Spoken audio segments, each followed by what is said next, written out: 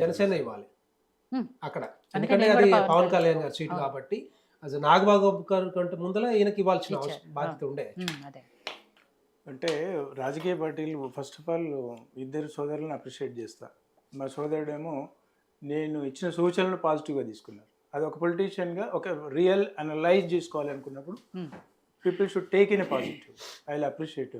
అట్లాగే మా సోదరుడు ఏమంటున్నాడు, అన్ని రాజకీయ పార్టీలు స్వార్థంతో కూడుకునే, అంటే అందులో కూడా బీజేపీ పార్టీ కూడా కొంత భాగస్వామ్యం ఉంది, అంటే ఎక్కువ తక్కువ పర్సంటేజ్, అది కూడా రియాలిటీ ఒప్పుకుంటున్నాడు. సంతోషం, ఒప్పుకోవాలి కూడా. అయితే కళ్ళ ముందు కనిపిస్తుంది కదా. రాజకీయ పార్టీల మనం నేపథ్యం కాదనలేవు, రేపు పొద్దున నేను కాదన్న పబ్లిక్ కాదనలేరు కదా మరి. రాజకీయ పార్టీల నేపథ్యం ఎట్లుందంటే దీపం ఉన్నప్పుడే ఇల్లు చక్క పెట్టుకోవాలి. ఇలా జనసేన కూడా చేసింది అదే. హ్మ్. ఎందుకంటే పవన్ కళ్యాణ్ గారు ఒక డిప్యూటీ సీఎంగా ఉన్నారు, ఆయనకు జనంలో క్రేజ్ ఉంది, కేంద్రంలో కూడా కొంత గుడ్ విల్ ఉంది, సంపాదించిండు. Yes, is deserve for it. కానీ ఎప్పుడైతే ఒక జస్టిఫికేషన్ చేయాలనుకున్నప్పుడు ఫ్యామిలీకి కాకుండా ఆయన ఇంకెవరికి ఇచ్చుకొని హ్మ్. ఉంటే కొంచెం బాగుంటుంది. అంటే ఫ్యామిలీకి ఆయన ఏం చేశాడు అంటే అక్కడ సాక్రిఫై చేసినంత నాగబాబు గారు సాక్రిఫై చేయలే కదా. అంటే రూట్ లెవెల్ ఉన్నోనికి రేపు జనసేనలో కూడా పవన్ కళ్యాణ్ గారికి కూడా ఉంటుండే ఏమని, ఇగో నా కోసం చేసినాడు, నా ప్రాంతంలో ఉన్నోనికి నేను ఇచ్చాను, ఇది మా చిత్తశుద్ధి.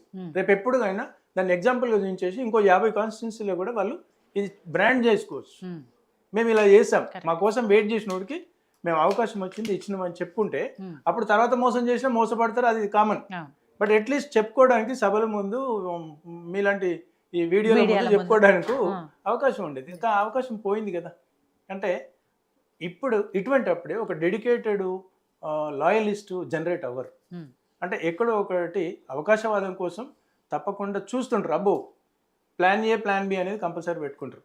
ఇది చాలా తప్పు. సెకండ్ థింగ్, ఇంకా ఇక వీర్రాజు గారు ఉన్నారు, వీర్రాజు గారికి ఇవ్వడంలో తప్పేం లేదు. ఎందుకంటే సరే అప్పుడు అధికారంలో లేదు, పార్టీ గుర్తించింది, అధ్యక్ష పదవి ఇచ్చిండ్రు, అప్పుడు ఎవరో ఒకరు కావాలి బీజేపీ పార్టీకి. అక్కడ కష్టకాలంలో ఒక అధికార పార్టీకి ఈ ప్రతిపక్ష పార్టీకి స్థానం లేనిది, బలం లేనటువంటి దానికి కొంత లీడర్షిప్ తీసుకున్నప్పుడు మొబిలైజ్ చేయగలగాలి, డబ్బులు ఖర్చు పెట్టాలి, ఇమేజ్ కొట్టాలి, ఇవన్నీ ఉంటాయి. అంటే చాలా కష్టమైన పని. అటువంటి క్రమంలో పార్టీ ఏదో రకంగా ఇచ్చింది అనేది దాంతో పాటు ఆయన కూడా కొంత శ్రమ పడ్డాడు. అంటే ఒక రాష్ట్ర స్థాయి అధ్యక్షునిగా పార్టీ పనిచేసినప్పుడు కనీసం గుర్తింపు వచ్చింది అనేది ఇంకోటి పాజిటివ్ తీసుకుంటాను. సో ఆ విషయంలో బీజేపీ పార్టీ జస్టిఫై చేసిందని అనుకుంటాను నేను. ఎందుకంటే మా బీఆర్ఎస్ కానీ లేకపోతే వీళ్ళకి కానీ ఎవరు కూడా జస్టిఫై ఒకసారి చేయలేరు. ఎందుకంటే వందల మంది ఉంటారు. ఇవాళ 110 కాన్స్టిట్యున్సీలలో కాంగ్రెస్కి ఉంటారు ప్రతి ఒక్కరు. ఎంఐఎంతో ఉన్నటువంటి కాన్స్టిట్యున్సీలలో కూడా కాంగ్రెస్ ఆశాభావులు ఉంటారు. ఎక్కడి నుండి చేస్తారు? కానీ ఎవరో ఏవి చేస్తే బి కష్టం, బి చేస్తే సి కష్టం, అట్లనే ఉంటుంది. కాబట్టి ఇక దాన్ని ఏం చేయలేము. కాకపోతే కొన్ని ఫ్యామిలీ వర్సెస్ నాన్ ఫ్యామిలీ ఉంటుంది చూడండి, అక్కడ జస్టిఫై చేయగలగాలి. ఇప్పుడు కేసీఆర్ గారి మీద గతంలో కూడా ఎందుకు వ్యతిరేకత వచ్చింది అంటే ఒకటే ఫ్యామిలీ అని అంటారు. ఇవాళ నాగబాబు గారిని కాకుండా ఆ ప్లేస్లో నాగబాబు గారిని కాకుండా ఎవరిని చేసినా కూడా మళ్ళీ ఇవాళ ఒక పెద్ద చర్చ జరుగుతుండేది. ఎవరి గురించి? జనసేన గురించి, పవన్ కళ్యాణ్ గురించి. అబ్బా ఈ he's taken very wonderful decision అని అనేవాళ్ళు. ఇవాళ విమర్శించే అవకాశం వైఎస్ జగన్మోహన్ రెడ్డి గారికి వచ్చింది కదా. అంటే ఇది జరుగుతుంది. అట్లే విధంగా ఇప్పుడున్నటువంటి తెలంగాణ రాష్ట్రంలో ఉన్నటువంటి ఎమ్మెల్సీలు ఒక మంచి లీడర్షిప్ ఉన్నటువంటి వాళ్ళు, ఒక స్పోక్స్ పర్సన్స్, ఒక సాక్రిఫైస్ చేసిన వాళ్ళు, ఒక విద్యార్థి నుండి పనిచేసిన వాళ్ళు, బ్లాక్మెయిలర్స్ కాదు. వీళ్ళు మంచి సెలెక్ట్ చేసిండ్రంటే రీసెంట్గా ఒక బ్లాక్మెయిలర్ని సెలెక్ట్ చేసుకొని భంగపడుతురు కదా. వీళ్ళు ఈ ఎమ్మెల్సీలు బ్లాక్మెయిలర్స్ పెట్టుకోలేదు, అది ఒకటి అప్రిషియేట్ చేయాలి. రైట్ డిసిషన్ తీసుకున్నారు.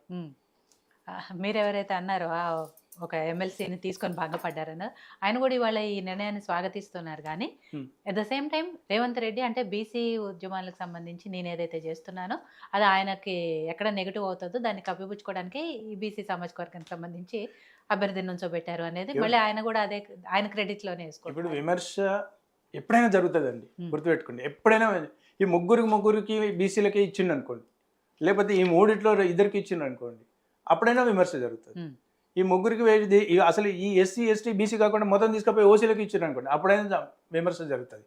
కాకపోతే ఒకటి స్వాగతిస్తున్నా అన్నాడు చూడండి, స్వాగతిస్తున్నా ఎందుకు అంటున్నా అంటే కాంగ్రెస్ మీద ప్రేమ లేదు. రేవంత్ రెడ్డి గారి మీద ఉన్నటువంటి డెసిషన్ మీద ప్రేమ లేదు. Hmm. ఎవడోడో ఎమ్మెల్సీ నాకు కూడా అన్న నీకు ఆ రోజు వెల్కమ్ చెప్పిన కదా, ఆ రోజు నీకు విషెస్ చెప్పిన కదా, మీ నిర్ణయం అయిన దానికి నేను కూడా సొంతమే అంటే సంతోషించిన కదా అంటే ఎక్కడన్నా ఆయన కూసిన దానికో అరిసిన దానికో ఎక్కడన్నా వీళ్ళు వెనకాల ఉండి భుజం తడతారేమో అనే స్వార్థమే తప్ప ఆయనకేమో చిత్తశుద్ధి ఏం లేదు. మరి అదే ఉన్నప్పుడు అదే కనుక నిజమైనప్పుడు మరి రేవంత్ రెడ్డి గారిని అప్రిషియేట్ చేయాలి. మరి రేవంత్ రెడ్డి గారిని ఎందుకు అప్రిషియేట్ చేయాలి అంటే ఒక చేత తిట్టాలి, ఒక చేత గొడగాలి ఎప్పుడు కూడా. అందుకే ఏంటి చింతపండు నవీన్కు బాగా తెలుసు లీడర్ని ఆయన ఏం చేస్తాడంటే ఎప్పుడు ఇది నిజంగా కూడా ప్రాక్టికల్గా జరుగుతుంది. ఒక రాజకీయ నాయకుడిని పార్టీ అధ్యక్షుని ఎప్పుడు తిడితే కూడా వాడు ఏమో దూరం పెడతాడు, ఎప్పుడు పోగొడితే వీడు ఎక్కడ పోలే అని ఉంటారు. 3 తిట్టాలి, 2 పోగొడాలి.